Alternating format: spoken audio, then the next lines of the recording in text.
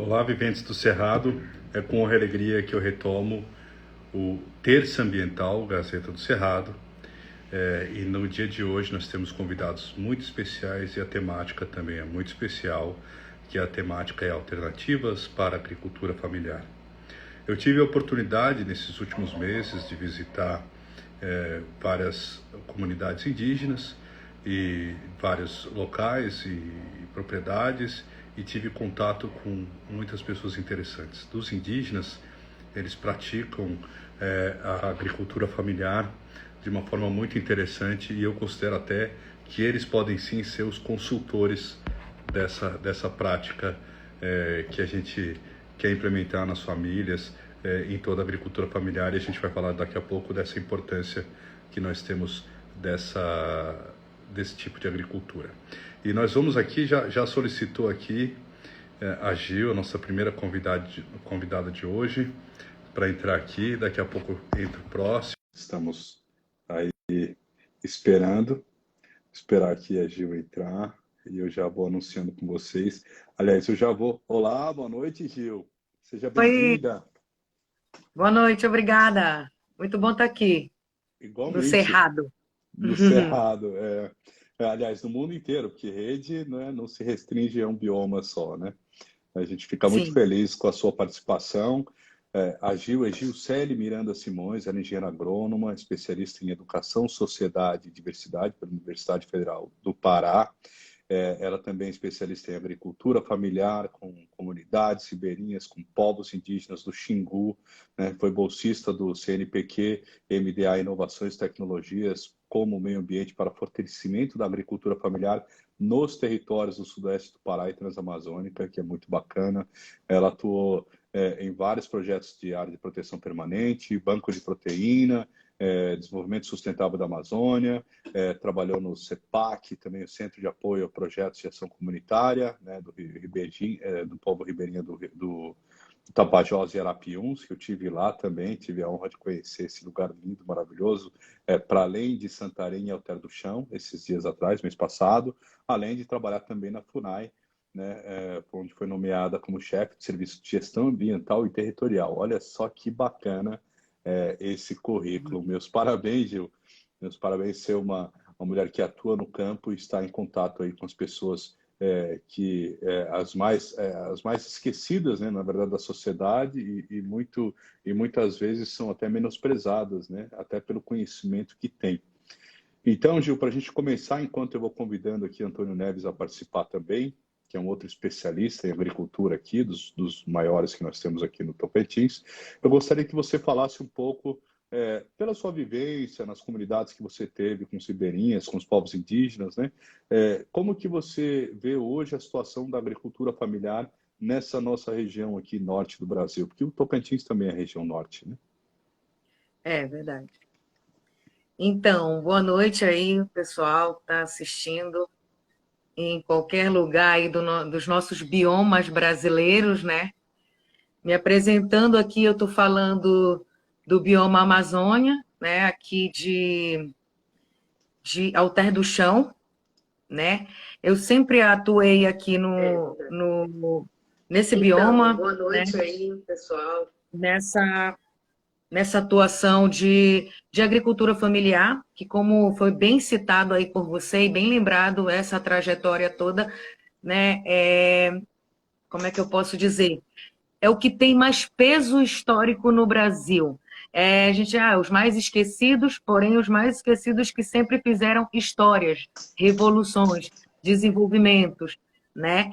Então, as minhas raízes, né, e a minha trajetória toda, ela é baseada nisso, ela é baseada na agricultura familiar, na agricultura por subsistência, a agroecologia, né, tudo aquilo em consonância sempre também, não só com o produzir, não só com cansar o solo, tirar do solo, mas sim também estar atuando de forma equilibrada, né, com o meio ambiente.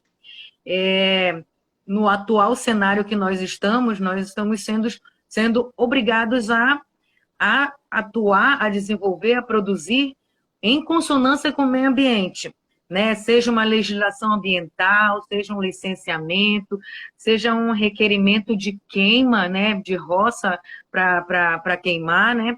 Então, tudo isso tem uma certa atuação, né, agroecológica, agroambiental. E como a gente vem trazendo ao tema, né, pela minha atuação também com indígenas e diferentes populações tradicionais, não só ribeirinhos, como extrativistas, como assentados, você tem uma trajetória com a agricultura familiar de muita luta, né? De muito se encaixar num panorama nacional, né? Num programa nacional de desenvolvimento sustentável, né?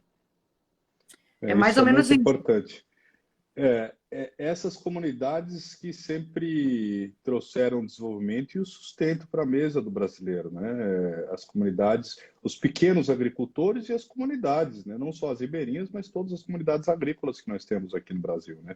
Então a gente Sim, a gente sabe e ressalta a importância disso, justamente porque a gente sabe que eles é que trazem 70% da comida que está na mesa dos brasileiros, né? E justamente por estar em torno dos municípios, são essas pessoas que conseguem realizar e matar a fome dos brasileiros. A gente sabe que eu estava lendo um livro chamado A História da Riqueza do Brasil. A gente acha que as riquezas vieram da madeira, do ciclo depois do ouro, da borracha, e do extrativismo, mas na verdade não. A grande riqueza no Brasil estava no comércio e serviço, que sempre representou em torno de 70% do PIB nacional. Então a gente às vezes esquece que esse comércio e serviço passa pela parte da agricultura e passa pelas comunidades mais humildes, né? Que no fim são eles que levam o Brasil nas costas.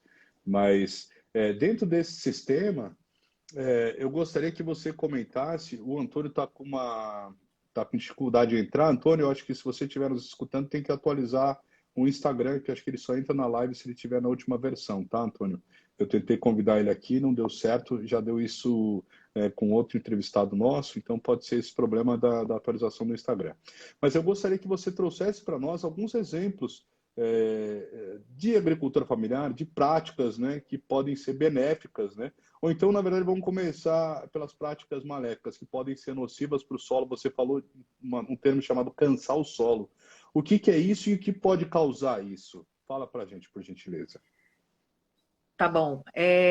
Então, o peso cultural da agricultura que a gente tem é muito grande. E hoje eu estava em conversa com o gestor de um parque nacional, né, Cabo Orange, tem a ver com mar e tudo mais.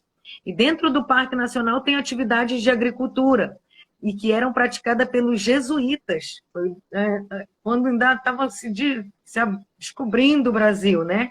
Então, É, assim, tem tem formas que, como a gente divide a agricultura em agricultura, como é que eu posso dizer? Subsistência, diversificado, né? E a gente atribui vários valores à importância dessa diversificação, né? E existe também uma agricultura, como a gente vem dizer no termo moderno, agricultura pop. É aquela agricultura mesmo que é a monocultura. Se ele produz soja, é só soja. Se é canavial, é só a cana-de-açúcar, em vasta extensão.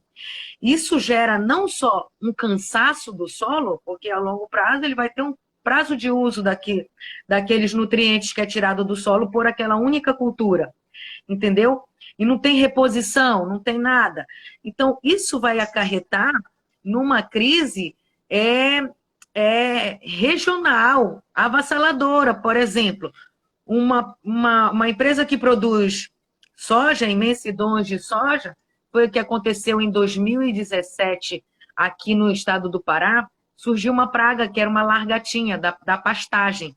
Justamente porque era tão vasta, tão grande as pastagens, que não tinha nem como o passarinho ir até certo lugar da pastagem e comer essas lagartas de lá, que é alimento dele, para que ele controlar. faz o equilíbrio natural, né? Faria o equilíbrio. Se tivesse uma árvore ou outra aqui para ele fazer ter essa cadeia alimentar continuada, né? Não afetaria a nossa cadeia alimentar, a nossa produção. Por quê? Afetou os fazendeiros, os criadores de gado, né? Os gados não tinham o que comer porque secou a pastagem, então não tinha, os gados estavam em imensas pastagens secas que não tinham o que comer, entendeu? Então perderam gados, entendeu? Teve gente que teve que vender tudo de uma vez, a preço de banana, Nossa. entende? Então, perdemos muito por conta de uma produção, por exemplo, uma monocultura, que cansa o solo, e principalmente o produto nem fica no Brasil, o produto vai para o exterior, entendeu? E o Como a nosso gente solo vê. sofre, e a gente fica com as consequências disso, né? Isso, então isso é cansar o solo se cansa e nada se produz, aí a gente tem as nossas grandes extensões de área degradada, existem grandes extensões de áreas degradadas no Brasil, entendeu? Que precisamos fazer políticas públicas para que a gente venha remediar essas áreas, entendeu? Seja o que for, seja um impacto biológico, seja um impacto abiótico, causado por minerações, por exemplo, áreas contaminadas com mercúrio, entendeu? Temos programas só para isso, só para trabalhar. Que A Embrapa trabalha. aconteceu com Brumadinho e Mariana, né? A consequência desses vazamentos, o impacto disso vai perdurar durante muitos anos, né? Vai perdurar e se torna, às vezes, uma questão de expulsão daquele povo, né? Porque o empreendimento está ali há muito tempo e está operando há muito tempo, mas por que não notifica o pessoal? Por que não realoca o pessoal antes que aconteça um impacto desse tão gigantesco para a nossa biodiversidade? Porque desde bactérias, fungos foram afetados, toda a cadeia produtiva, até o pássaro, entendeu? Que precisava tomar uma água ali, precisava se alimentar com aquilo ali, tudo ficou estéril, entende? Então, assim, agora ficou um prato cheio para eles e bem servido para ser explorado agora, só que eles só queriam explorar o subsolo, então beleza, agora está por conta deles explorar, vão dizer que vão cuidar. Não, mas vão explorar o subsolo, que era o que eles queriam, entendeu? É onde está todo o nosso valor de Brasil, entendeu? Está ali. Aí vai ser explorado, vai ser tirado daqui e mais uma área gigantesca e mais uma população atingida e mais grandes traumas para o Brasil, né? Então, uma das coisas que eu fiquei muito feliz em conhecer nessas minhas vivências, gravando o documentário Lendas do Cerrado, junto aos povos indígenas, né, foi a roça de toco. A roça de toco é muito interessante e eles explicaram por que era a roça de toco. Porque eles deixam o toco das árvores para que, depois de ter determinado tempo na cultura, que possa a árvore, depois eles passam para um outro local, né? Não exaurem, né, todos os nutrientes da terra, porque eles não trabalhavam com fertilizantes, né? Até porque os fertilizantes são 10 vezes mais impactantes que os próprios agrotóxicos, né? Numa entrevista aqui, uma professora da Universidade Federal do Mato Grosso esclareceu isso aí, e eu não sabia desse dado e fiquei abismado em saber que o próprio fertilizante, que é obrigado a pôr justamente pelo cansaço da terra de monocultura, faz isso. Então, os indígenas, eles fazem a roça, limpam a área, deixam os tocos das árvores e daí usam lá 2 anos. Daí 2 ou 3 anos. Daí passam para uma outra área e deixam com que aquelas árvores voltem a Olha que crescer, lindo! recuperando Olha que a área cultura que linda que estava precisa ser plantando. explicado como fazer. Exatamente, Não precisa exatamente. matar a árvore, tirar a árvore fora. Até É, porque ela é um bem, né, na realidade. É isso que eles querem. Tem os madeireiros, né, que especificamente é só madeira. Então, aí que vem toda essa forma de explorar. É isso, só o tema que você trouxe de cansaço do solo puxa tudo isso. Porque grandes áreas não vão ser tratadas com um adubo orgânico, com um é. agrotóxico orgânico, ou com uma biorremediação, pegar um inseto, um animal que vai comer o outro e tudo aí. Não. Então, o que acontece? Acaba que eles têm que importar, e que importar muitas toneladas de agrotóxico, aí que vem o pacote do veneno, vem a PL do pacote do veneno que está lá na Câmara para ser aprovado, entendeu? Já aprovaram E aí, mais de 90 insumos, né? Mais de 100 já insumos tem, já tem. que Então, são aí, proibidos em vários lugares do mundo, né? Exato. Então, inclusive. força o cara a comprar, que na realidade são eles que produzem. Se você for ver lá no exterior, a empresa que produz o agrotóxico é deles. Entendeu? Então, uma coisa gera outra, mas nunca gera nada para o Brasil, entendeu? Só gera impacto negativo. Entende? Então, assim, tudo vem acarretado disso aí. Aí, do manejo, o que fazer? O que, que o Brasil pode fazer e já tem instrumentos para isso?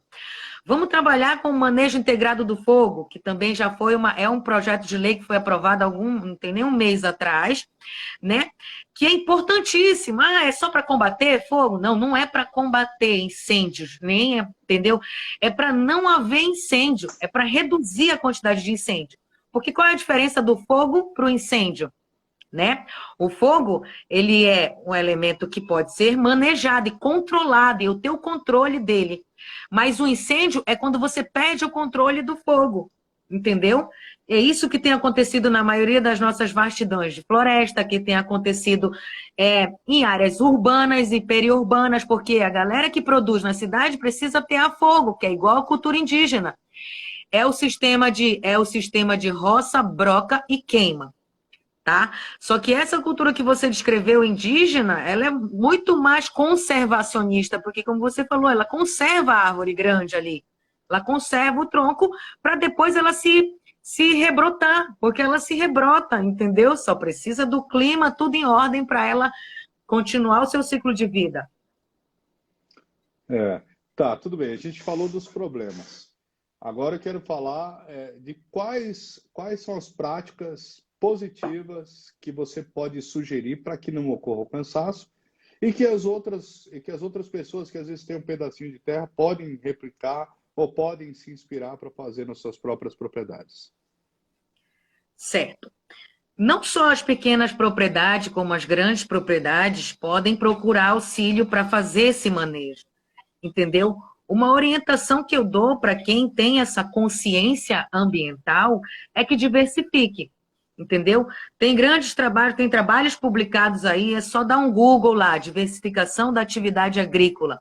Pronto, você dá um Google desse, você vai ver vários, até a lei, a Constituição apoiando, entendeu? E tem fomentos, tem programas, aí sim o negócio funciona. Entendeu? Então, para quem é um médio produtor, que tenha a condição de ir ao banco, fazer um projeto, tem uma área de reserva, quer manejar a floresta em pé, ela vale muito melhor do que a floresta embaixo, entendeu? Mas porque ela isso. Ela vai rendendo o tempo todo, ela nunca para de render enquanto ela tem vida. Então fala, por que a floresta em cima, ela em pé, ela vale mais do que a floresta embaixo? A floresta em pé, existem programas chamados crédito de carbono, de recursos sem fins lucrativos, recursos a fundo perdido, que você não precisa pagar de volta, como se fosse... Você pega um bom dinheiro, você tem uma área de reserva e você quer preservar, é só você pedir orientação ao órgão mais próximo, ambiental, seja de estadual, federal, qualquer nível, mas qualquer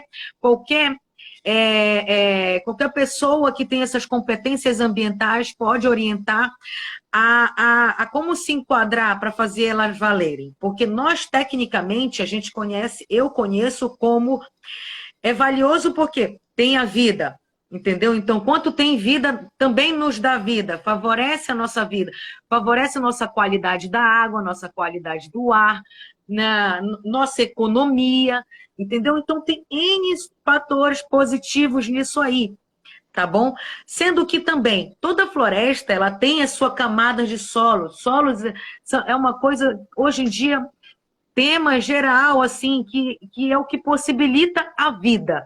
É um solo fértil, tá? Já cheguei até a ouvir artigos científicos falando que a terra preta de índio, que é um tipo de solo, que ele é preto mesmo, que é como se fosse até um deixado alienígena, de tão assim, tão antigo e tão perfeito, e tão, tipo, uma chave tão genética, tão complexa, entendeu? Que quase que se possível, quanto tempo se fez aquilo, que é esse tipo de solo, entendeu? Então, toda floresta, quanto mais tempo de vida ela tem, ou coisa assim, ela só vai se aprimorando, é como se fosse, sabe, cada vez mais se lapidando. Não tem como perder vida se não for tirada a força, entendeu? Então, assim, para mim, toda floresta preservada, ela tem inúmeros minérios embaixo, entendeu? Tem inúmeros valores de subsolo, entendeu? Que, às vezes, a gente, nem nós que somos donos da terra, não temos direito de explorar, porque nós não temos esse direito, assim, de explorar a bem querer, entendeu? Então, é bom, porque já serve para uma conservação, entendeu? Então, para mim, a meu ver, não tem comparação de que a floresta vale muito mais em pé do que derrubada. Vamos A comparar que eu Vanessa... derrube para fazer pastagem. Uhum. Se eu derrubar para fazer pastagem, o gado vai me dar um retorno há muito tempo depois, uns 2 anos depois, vai me dar um retorno, coisa assim. E um retorno mínimo, que não vai pagar o benefício daquela terra que foi feita pastagem, entendeu? Então, são essas comparações que a gente tenta fazer economicamente, se tratando de coisas econômicas, entendeu? Além de você poder trabalhar com meliponicultura, com outros tipos de cultura, junto que é a cultura do mel, né? Mas aqui a Vanessa Kelly está participando, ela está dizendo o seguinte, ela falou que é muito difícil na prática, é muito burocrático acessar esses créditos de carbono. Eu trabalhei na Secretaria de Meio Ambiente do Estado do Paraná, lá foi criada uma cooperativa chamada Cooper Carbono. Então, para facilitar justamente isso, eram vários agricultores que tinham aquelas áreas de reserva florestal, e eles se comprometiam a manter e ampliar essas áreas através do programa Mata Ciliar, que era de replantio das áreas dos córregos e ribeirinhas e nascentes, né, e fazer a junção das áreas de permanentes, nessas áreas de reserva legal obrigatória, através dos rios, que criam daí os corredores de biodiversidade, e com isso eles conseguiam fazer a emissão de crédito de carbono via essa cooperativa que ajudava. Porque, assim, se você não tem um órgão atuante na Secretaria de Agricultura ou na Secretaria de Meio Ambiente, que sim, pode ser muito burocrático para um pequeno ou médio ou até grande agricultor, mas sem uma equipe técnica que possa te orientar, porque tem a questão também do cálculo da neutralização de carbono a partir do material que você tem lá, das espécies de árvore. Então, o cara assim, comprei uma terra, vou tirar as árvores maiores. Daí você já está perdendo o recurso maior. Que uma árvore maior, uma árvore centenária, ela produz 300 vezes mais oxigênio do que uma árvore em crescimento de até 20 anos. Então, essa prática você vai ganhar dinheiro uma vez, às vezes 200, 500 reais, R$1.000 uma árvore, e vai deixar de ganhar R$1.000 com essa árvore por ano, né, durante 50 anos, 100 anos, seus filhos e netos. Então, essa falta de informação que as pessoas não têm, que é por isso que a gente está fazendo o Terço Ambiental e esse programa de hoje, também, que a gente vai entrar nas práticas de lavoura também, que eu quero falar daqui a pouco, mas é por essas e outras alternativas que a gente, como comunicador, e você, como uma engenheira agrônoma, né, tem um papel importante e fundamental da gente transmitir para as pessoas como resolver esses problemas. Então, se vocês não têm, vocês procurem quem trabalha, o escritório que trabalha com crédito de carbono, e peça sim uma consultoria paga, porque para você comprar um trator você paga, para você comprar semente você paga, tudo você paga, então é um serviço, tem que pagar, que nem no médico,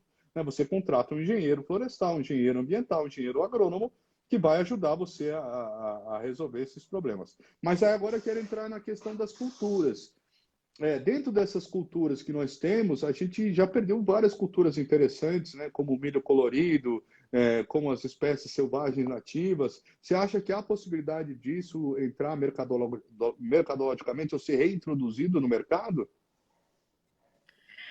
Sim, sim.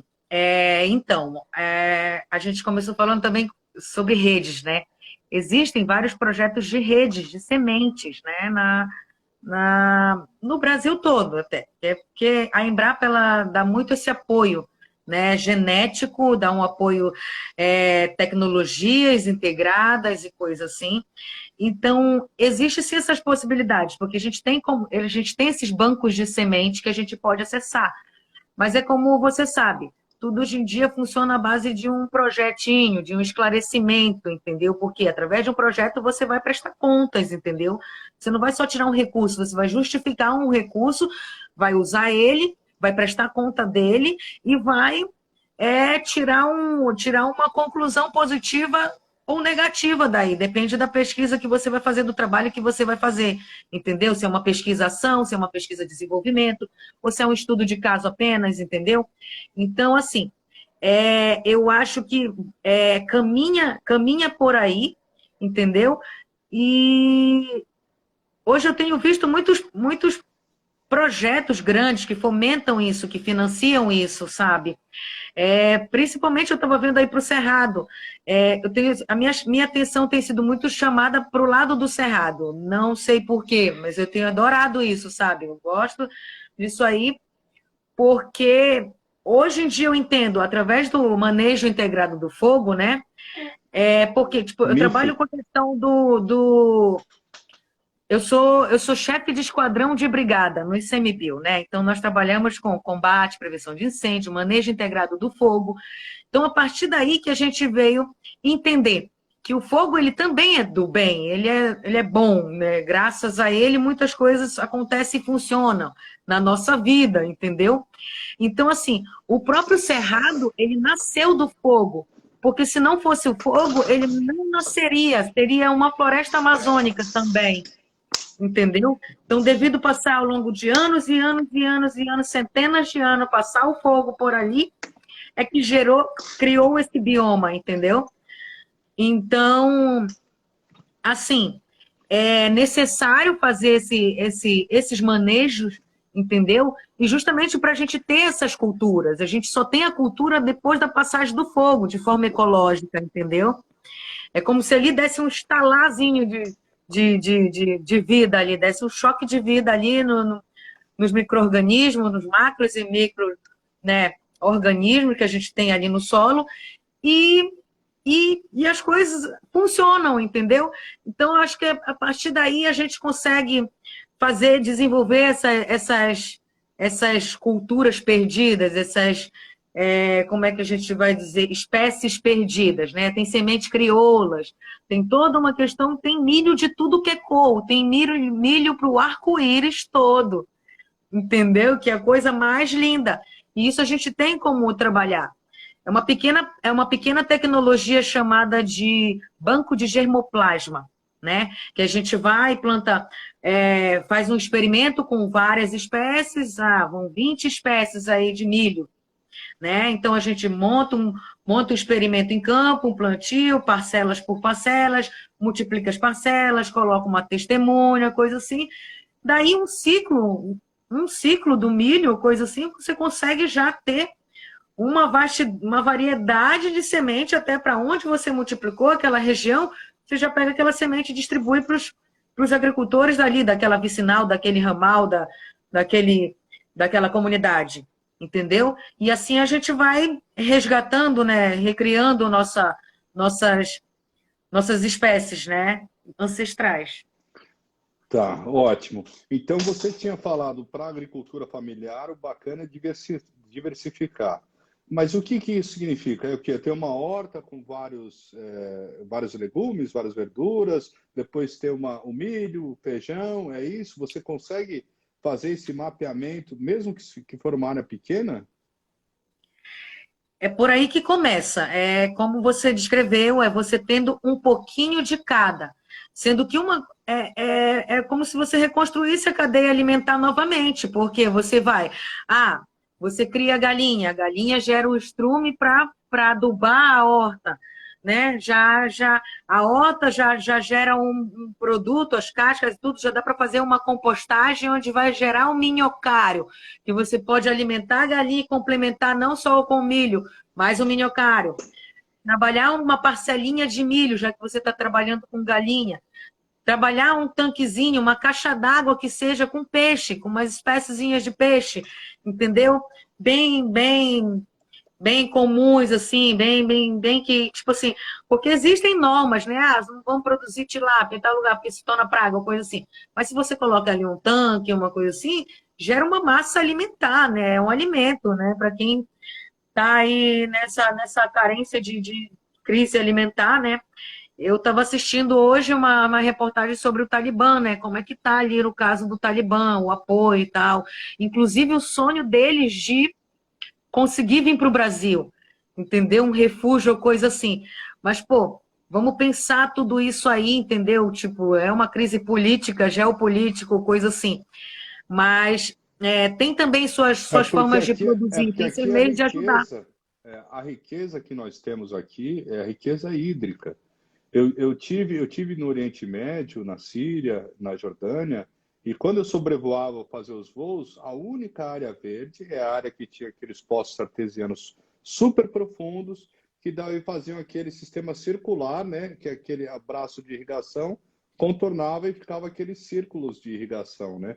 Então, assim, a gente também, como a gente tem excesso de água, abundância, uma riqueza hídrica, a gente não sabe o que é não ter a água, né?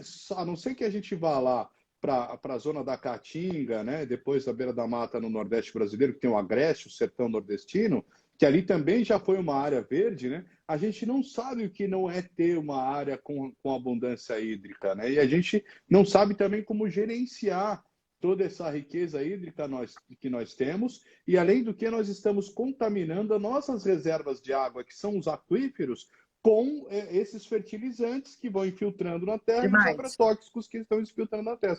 A gente está Sim. numa cadeia que, se a gente não tomar cuidado, a gente está contaminando a nossa própria água, que vem acontecendo isso. Eu trouxe uma Tá. professora que, dentro das pesquisas dela, ela falou que até o autismo é provido de excesso de agrotóxico. E nas cidades onde tem aquela pulverização aérea, os casos de autismo aumentam muito mais do que onde não tem esse tipo de agrotóxico.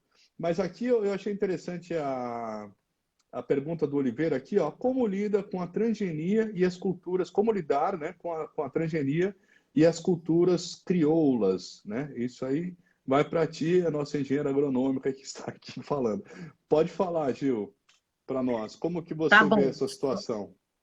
Só vou complementar aí sua fala sobre a questão, de fato, dos impactos que esses agrotóxicos geram para nós, né? Porque, assim, jogou agrotóxico, choveu, vai parar onde? Na água, No entendeu? Rio, Choveu, no... lixiviou, vai parar na água, entendeu? Então, tudo isso existem doenças hoje em dia, como o autismo, que ele é total derivado da alimentação. Não tem outra coisa, é alimentação. Entendeu? Existem até áreas urbanas assim, onde existe muito consumo de frango, frango de granja. Muito hormônio, muita coisa, Muito, irmão. taca frango, entendeu? Então, não sei o quê. Ainda tem a questão do autismo, dessas coisas Não só autismo, ela falou uma série de doenças como uma série de doenças alergias, hormonais, doenças neurológicas, hormonais, psicológicas, é como eu ia falar, a até a esquizofrenia, por depressão, exemplo. A esquizofrenia, ela deriva muito dessa alimentação, muito hormonal, muito tóxica, muito ali, sabe, de granja, congelados, e fast foods, entendeu? Muito disso. Então, assim, daí a importância que a gente precisa ter, a consciência que a gente precisa ter dessa segurança alimentar.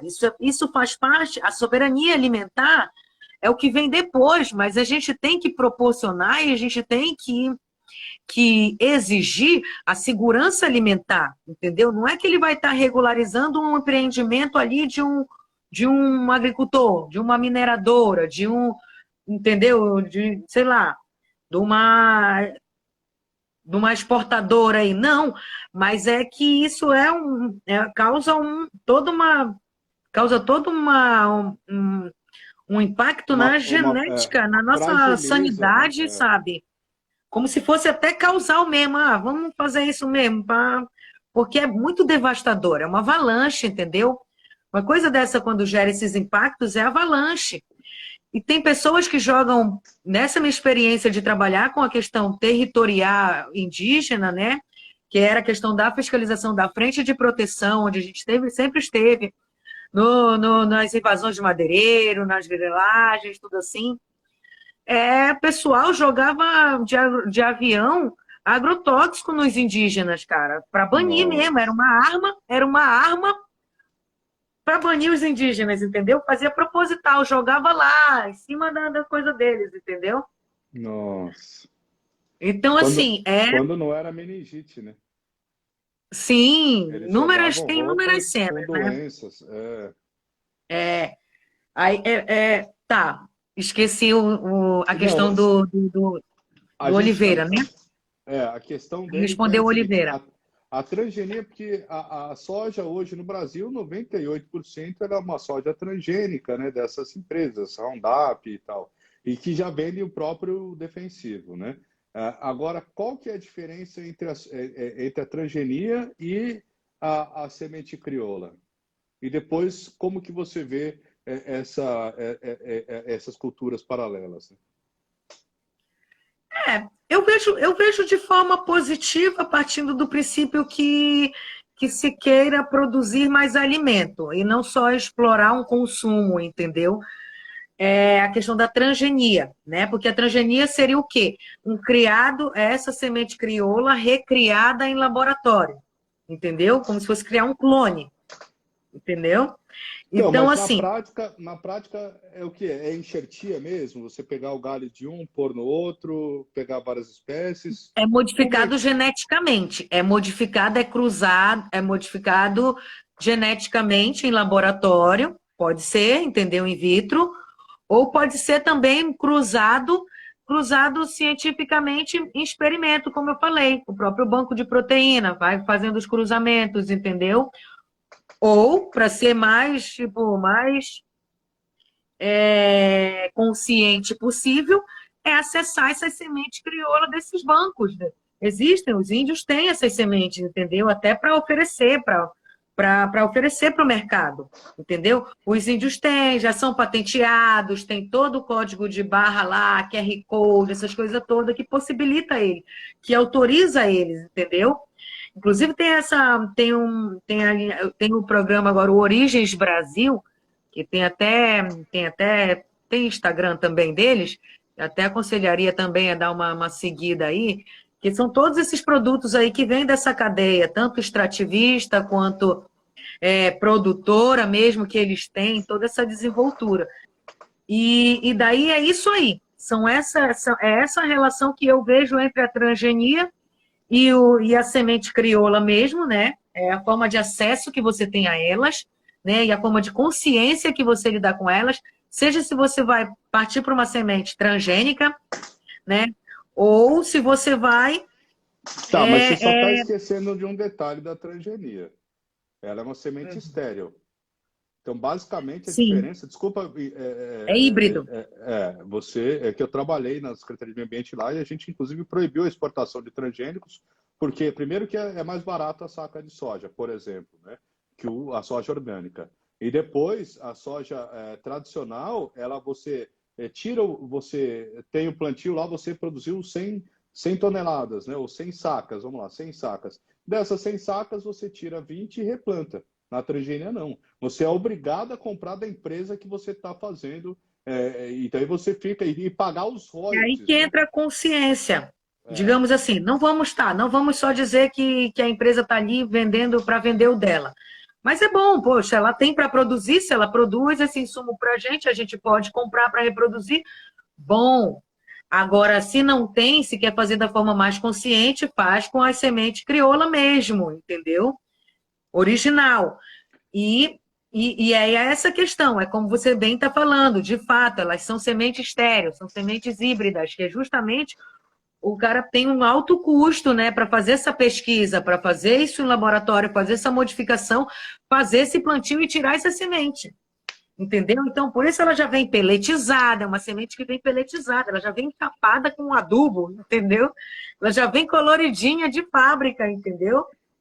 Então, é essa que é a pegada. eu vi um agrotóxico da BASF que ele fazia como se fosse um esmalte na soja para que ela passasse mais rápido na máquina, para aumentar a passagem na máquina.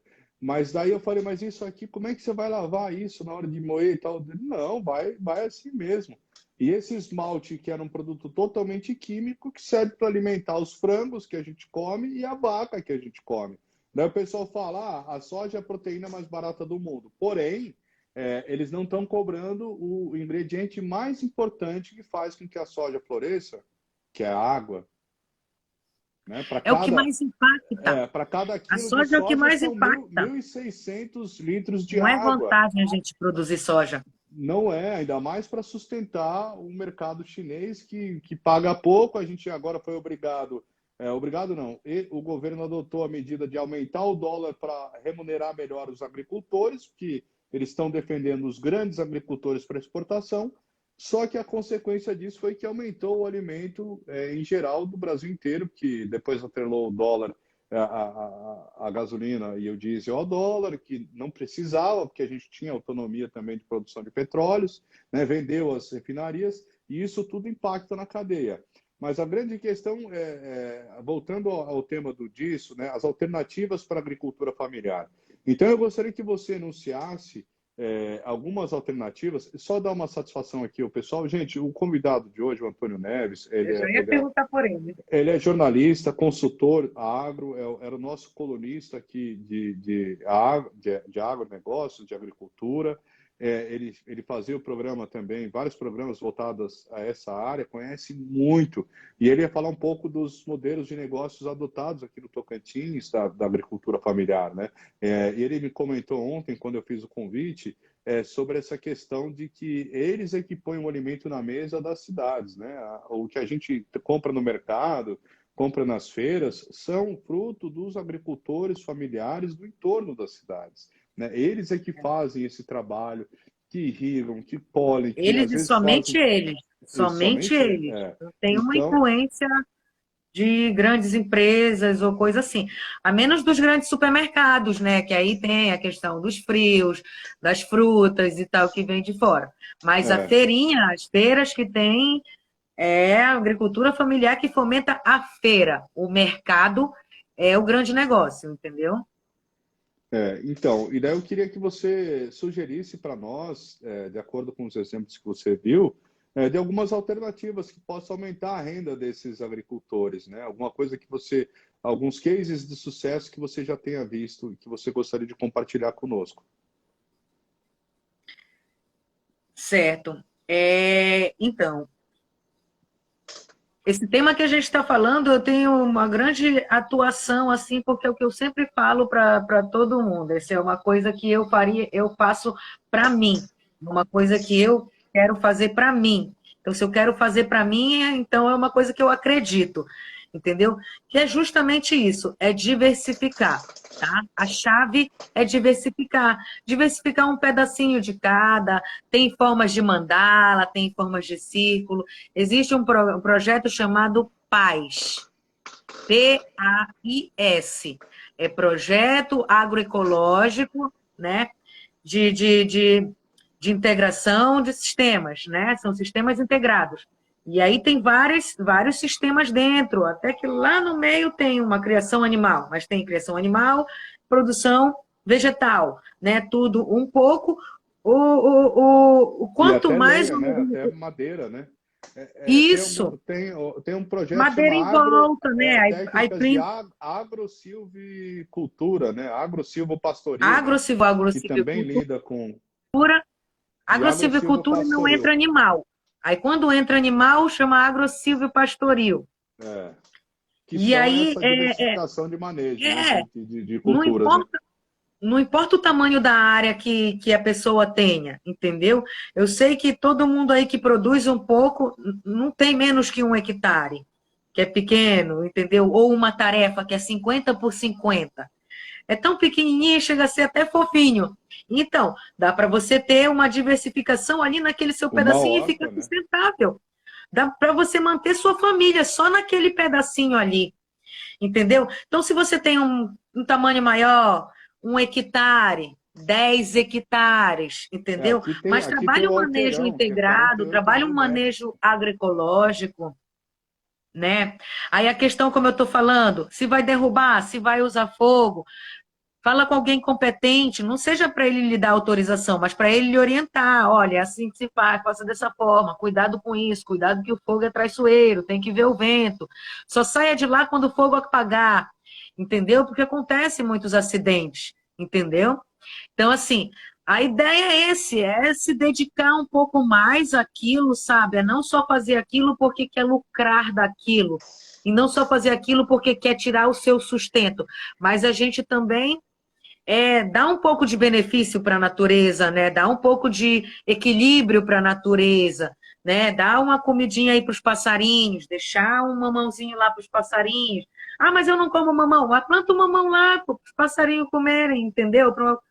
Para ajudar a equilibrar várias outras coisas, entendeu? Vai começando por aí a consciência que você vai tendo com o futuro, com o amanhã. E tem como transformar também, se a terra tiver um potencial turístico, tiver um atrativo, você pode trabalhar com turismo rural, né? Ou turismo ecológico. Se ela não tiver um atrativo, você pode fazer um restaurante rural. Eu sou do Paraná, lá tem muitos restaurantes no campo, que é o quê? Tem uma horta, uma vaquinha para tirar o leite e fazer o queijo fresco, né? Você tem um restaurante colonial, né, de comida de fazenda, e as pessoas que moram na cidade gostam sim de diversificar, passar um fim de semana onde tem uns animaizinhos, uma cabra, um coelhinho, uma vaca, né, uma mini vaca, que aqui tem criação de mini vacas, que é a coisa mais fofa, né? Então, você super pode atrativo, sim né? diversificar e pensar também numa área rural como uma área para o turismo, né? Para você, além de produzir a sua horta, você produzir, aliás, ter um espaço para poder receber as pessoas, né? Quer abrir bangalôs, quer abrir, né, chalés, área de camping, né? Fazer arborismo, que é aquela estrutura de madeira para as crianças brincarem no meio da floresta, dentro da área de preservação permanente, que isso aí não prejudica, não impacta, e você consegue ter essa integração do turismo com a preservação ambiental. Então, falta realmente informação, falta realmente alternativas, falta gestão das secretarias de agricultura, sair um pouco desse nicho de é só agricultura, é só transgenia, que na verdade é muito mais, né? Eu sou a favor dos alimentos orgânicos, eu tenho horror aos alimentos transgênicos, né? Ao contrário, que você é engenheira agronômica, vários professores vocês ensinaram esse manejo já né? Mas eu prefiro o alimento orgânico sem veneno, que não Eu traz as também tenho doenças. horror. Mas Eu tenho horror a várias é coisas. um A pasta de processo, né? dente. Tem até pasta de dente que prejudica várias coisas na gente. Flúor demais, tudo não vai ajudando a gente a pensar, nem a ter sonhos à noite, assim.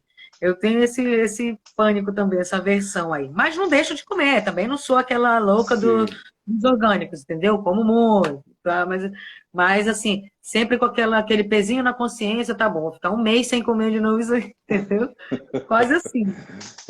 Mas eu fico feliz dessa possibilidade da diversificação. Aqui no Tocantins tem um estímulo também a cultura, né, piscicultura, né, que é a criação de peixes, né? Você falou da questão da tilápia. Aqui estão tentando fazer uma lei agora eu não tenho certeza se ela foi aprovada, né? Porque tinha essa questão de ser uma espécie exótica, né? De não poder, mas eu acredito que tenha sido aprovada. Tem muitos criatórios de peixe, né? Tem problema com a tilápia, mas aí dá para fazer criações. De peixes selvagens. Dá para fazer criações na caixa d'água. Eu falo assim, sabe?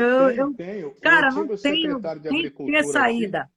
o Sayum, era um super defensor da piscicultura. Ele ensinava, inclusive aqui na Agrotins, que é a nossa feira agropecuária daqui, e ele mostrou uma piscina dessas, né? Que essas um pouco maior, que viram um tanque, com a renovação de água, inclusive que daí a defecação dos peixes usa para poder irrigar com nutrientes as áreas de plantio de hortaliças no entorno. Então, você integra a criação de peixes com a água que você precisa trocar, né, do tanque para estar sempre limpa, para poder fazer a irrigação da tua lavoura, né, da tua horta, da tua criação. Né?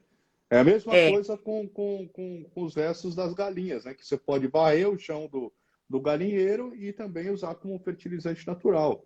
Né? São várias alternativas que nós temos. Sim. Outra coisa que a gente trabalha bastante, assim, são técnicas que você vai falando e eu vou lembrando.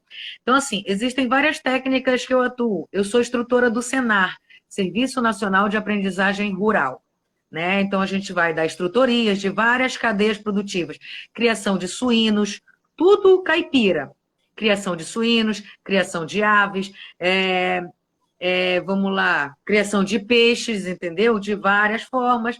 Então, assim, integrando todas as atividades, o manejo da cadeia do açaí, que a gente trabalha, açaí nativo, todo esse manejo, toda essa questão produtiva, né? Que aqui a gente tem o cacau orgânico, tem sistemas, cacau cabrúcula, né? Que você não desmata a floresta, você planta o cacau dentro da floresta, né? Então, ó, técnicas, por exemplo, o plantio direto. Não sei se vocês têm noção do que é o plantio direto, mas é você plantar diretamente no solo, sem precisar arar, gradear, mexer, revolver a terra. Planta diretamente nela, né? E vamos ver o que vai dar, né? E confiando que aos poucos, ano a ano, se tiver uma terra cansada, já ou degradada, ano a ano ela vai se revolvendo, né? Eu fiz a minha tese, eu fiz minha tese de graduação justamente baseado nisso, em bancos de germoplasma de mandioca, onde a gente avaliou 30 variedades de mandioca, né, naquela comunidade, em forma de plantio direto. E aí o ciclo da mandioca só tem 1 ano, eu já estava no 4º ano de plantio dela. Então, a gente teve como comparar o primeiro ano de plantio, como foi o peso de todas as raízes, quanto deu, quanto de massa verde e tudo mais, e o 4º ano. Então, vai evoluindo muito, evolui muito a recuperação do solo da forma com que se trabalha o plantio direto, tá bom? Então, tem muitas outras técnicas para a gente trabalhar. Dentro do programa que você citou, que é do Ministério do MDA, né, uma bolsa do CNPq que a gente tinha, eu trabalhava inovações tecnológicas para a agricultura familiar. Porque aí a gente fala em inovações tecnológicas, a gente pensa logo na NASA, né? Um cara com capacete da NASA, alguma coisa assim. E não é grande coisa, não. Uma simples forma de você lidar, de manejar, como vai fazer rotacionar, é inovação tecnológica, sim, e precisa ser informada, e precisa ser reconhecida como tal. Porque traz informações, traz dados científicos, traz índices técnicos para aquela região. Por consequência, se traz isso, um banco reconhece, pô, tem índices técnicos para aquilo. Então, vamos financiar aquilo agora? Vamos passar a financiar aquilo? Então, aos poucos, a gente aderindo, a gente consegue índices técnicos bons de produção, entendeu? Então, a ideia é sempre de fazer coisas que impactem o mínimo possível o meio ambiente, mas que a gente possa também estar gerando um certo impacto para ter um certo ganho, entendeu? Então, a ideia toda é essa, da gente trabalhar sempre a melhoria disso aí, da agroecologia mesmo, é tema mundial, mudanças climáticas, né? O que isso vai causar? Um atraso de chuva, uma estiagem grande, né? O que isso causa no nosso bioma, entendeu? E como que a gente vai lidar com aquilo? Então, a gente tem que estar preparado para tomar decisões. A gente tem que estar sempre antenado com essas técnicas para uma tomada de decisões, tá? Então, dentro de inovações tecnológicas desse projeto que eu trabalhei, a gente trouxe o banco de proteínas, por exemplo. O banco de proteína que é o mesmo que o banco de cereais, que é como você plantar leguminosas, que são espécies que, além de beneficiar o solo com nitrogênio, que aduba o solo, ela também, na alimentação do gado, da vaca de leite, ela melhora a qualidade do leite, a produção do leite e tudo mais. Então, cria um banco de proteína de 10 por 10 metros quadrados, planta essas leguminosas e dá meia hora de pastagem para o teu gado de leite e você me conta depois o resultado. Uma maravilha, pô. Lá no Paraná eles fizeram melhoria genética trazendo espécies, né, e fertilização da Europa e da Argentina também, de algumas vacas leiteiras, para melhorar o número de litros de leite de vaca. E eu peguei um voo com o pessoal lá de Castro e Carambeí, no Paraná, Castrolanda, que é a terra da Batavo, né, para quem conhece, e hoje também da Perdigão, porque a Batavo comprou a Perdigão. E eu sentei do lado desse senhorzinho e ele falou: a gente acabou de ganhar o campeonato mundial de litros de leite de vaca. Eu falei: nossa, mas quanto? Porque antes era 40 litros, uma vaca está produzindo muito, né? Daí você vai para o Mato Grosso, essas vacas que não são leiteiras produzem 3 a 7 litros. Né? Você vai aqui para o interior, essas vacas, o gado curraleiro também, não chega a 10 litros. Ele não, a nossa produziu mais de 100 litros de leite, uma única vaca, num único dia. Então, você tem essa melhoria, você consegue fazer, E quando eu passei uma temporada na Europa, eu vi essas pequenas propriedades que você falou, de 50 por 50, e que tinham lá 20 vacas, Coisa e o cara linda. fazia, e ele fazia o próprio chocolate a partir daquele leite com essas vacas. Então tem a indústria da transformação, e o que eu achei bacana em ver na ilha de Marajó, a ilha do Marajó, lá né, no Pará, aí no Pará, perto de Belém, com a questão da búfala, né? Mussarela de búfala, doce de leite de búfala, manteiga de Baby búfala, né? búfalo, carne de búfalo, né? Carne de búfala é sensacional, é Fina, muito mais super fina. macia do que a própria filé mignon, que a gente paga aqui horrores, né? E Sim. uma espécie que dura 4, 5 vezes mais do que a vaca comum, né? As que forem as leiteiras, por exemplo, né? Ou o gado tradicional, se você for utilizar na lavoura, porque lá eles usavam nas praias, né? Então, tem também o aspecto da indústria da transformação, né? De você pegar, às vezes, o leite numa criação, você transformar num queijo, transformar em manteiga, transformar em derivados, né? A próprio iogurte natural. Você tem uma série de produtos que podem agregar valor e que você daí vai precisar atrás de um CIF, né? Que é a autorização do Ministério, ou do Ministério da Fazenda, né? Ou então da Secretaria, ter os selos e autorizações municipais, estaduais e federais, né? Depende da área que você dá conta de abranger para vender. Você vai indo atrás disso e tem que ir se profissionalizando aos poucos. Você acha que esse processo tem acontecido para a gente ir encerrando essa live? Então, tem. Que bom que tem. Você, como veio aqui no Marajó, conseguiu ver, observar isso. Hoje eu estava no monitoramento da gestão, né, de unidades de conservação, e aí, como eu tinha falado antes, eu estava fazendo o preenchimento do Parque Nacional do Cabo Orange. É um parque nacional bem grande e tudo. Não deveria ter populações tradicionais dentro, não deveria ter uso dentro, né? Por ser um parque nacional, tá na categoria, né, de proteção integral. Então, assim, mas de qualquer forma, olha só por que que tem. Aí acaba se beneficiando, a população próxima acaba se beneficiando dos campos mesmo com os bubalinos, e também eles têm plantios, grandes plantios de melancia dentro do parque. Aí no preenchimento tá lá, proibido, porém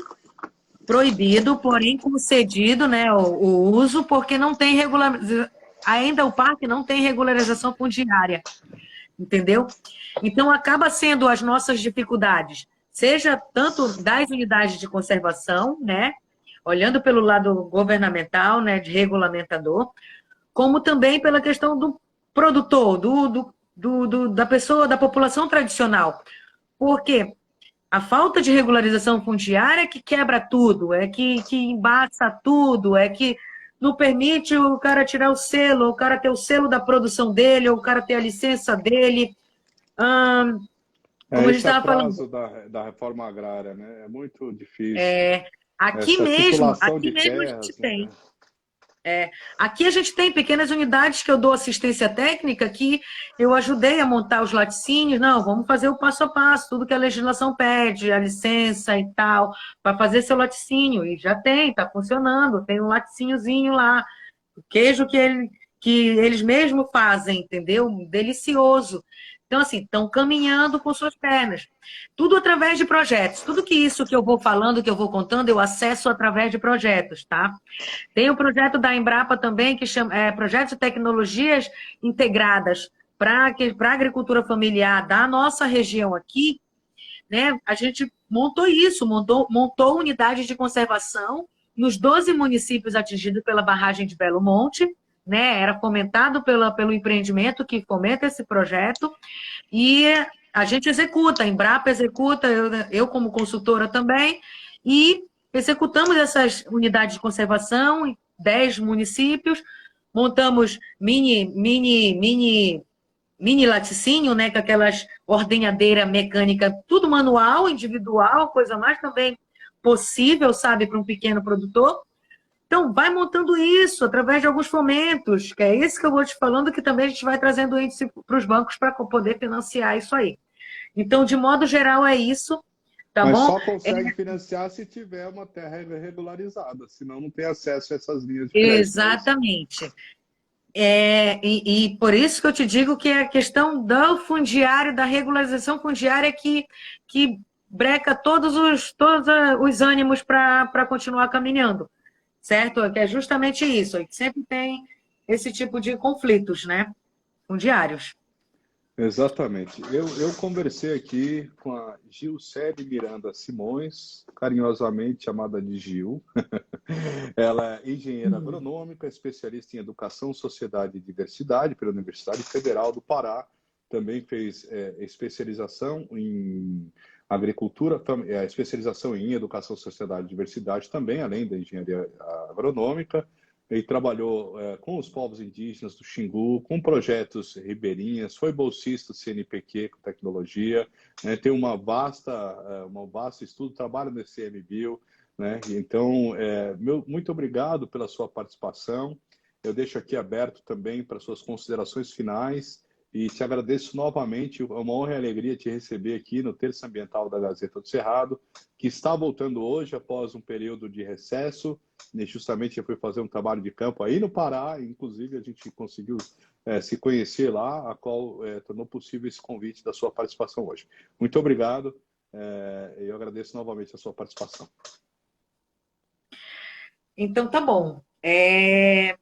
Para mim foi muito gratificante, é super valioso eu poder externar toda essa luta, essa vivência, esse memorando de atuações que é o que se tornarão graus, né, degraus para a gente alcançar sonhos, né? Eu tenho muitos sonhos, muitos ideais, né? Então, assim, você me possibilitou isso, que é muito honroso eu estar, né, tendo essa conversa com um bioma aqui ao lado, que, que tem muito da realidade de vocês aqui e que me possibilita também conhecer essas ações, essas possibilidades, como que vocês sobrevivem, como que, né, que estão lidando com os novos desafios aí da vida.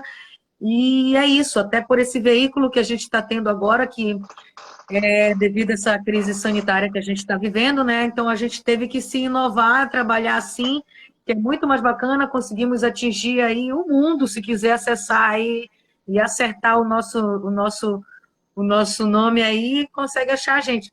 Então é agradecer justamente por isso, e dizer que a gente está aqui 100% no ar, 24 horas, para ver que as coisas aconteçam no Brasil de forma geral, não só de forma ambiental, mas que isso gera uma satisfação para a gente de plenitude, gera uma satisfação psicológica na gente, de poder descansar em paz, ficar tranquilo, deitar com a cabeça em paz, que está fazendo um bom trabalho, de que as pessoas estão felizes com isso e estão sendo gratos com isso.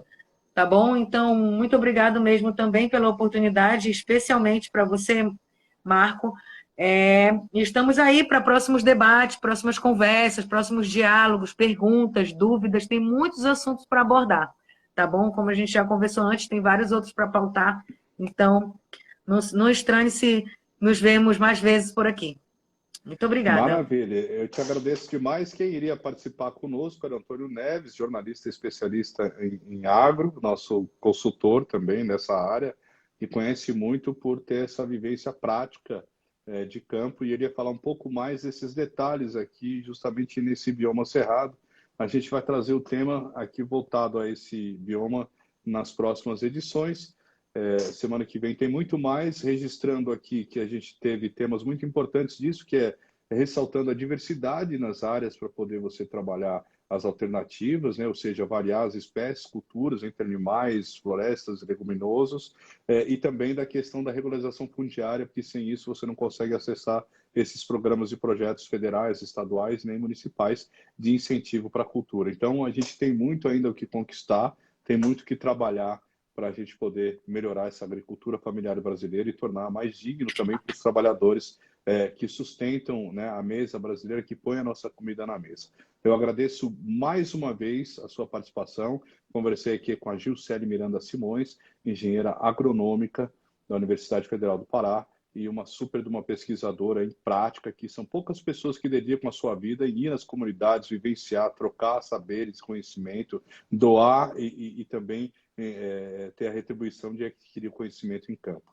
Eu agradeço mais uma vez, muito obrigado. Lembrando que vai ficar permanentemente esse material aqui no Instagram da Gazeta do Cerrado, naquela aba do IGTV de Terça Ambiental e também no nosso YouTube, que é o nosso canal TVG Gazeta do Cerrado. No YouTube você pode acompanhar e serve como pesquisa também. Pode ser utilizado e qualquer dúvida que surgir a gente encaminha para os técnicos aí que participaram do programa. O seu Instagram você pode falar também para quem quiser entrar em contato contigo, Gil? O meu Instagram é gil.do.mar. Gil do Mar. Tudo separado por Pode. ponto. Tá certo. Muito obrigado. Até mais. Tchau, Aqui a tchau, gente se pessoal. Muito despede. bom estar aqui. Tchau, tchau.